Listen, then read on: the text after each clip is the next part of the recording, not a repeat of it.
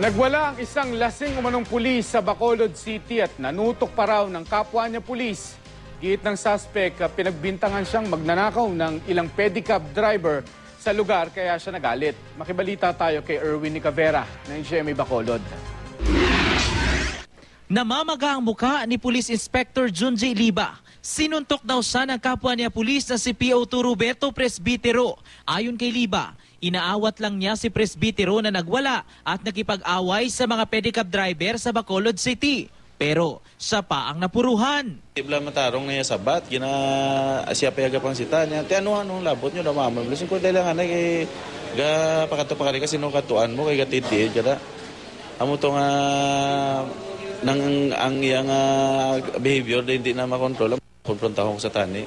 Bukod sa pananakit, pinagmumura din daw ni PO2 Presbitero ang mga pedicab driver na pag-alamang lasing ang inirereklamong pulis nang mangyari ang insidente. Pero depensa nito, nagwala siya dahil pinagtulungan siya ng mga driver.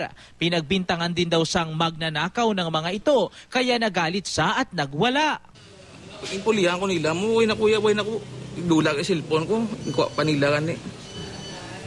Nakatalaga bilang hepe ng Candoni Police Station si Liba. Sa PNP Regional Office 6 sa Iloilo City naman, nakatalaga ang nagwalang pulis. Nakalabas na ito ng kulungan matapos magpiyansa. Hindi pa sinasabi ng pulisya kung sinuspindi ito sa tungkulin. Pero sasampahan daw siya ng kasong disobedience with person in authority at resisting arrest.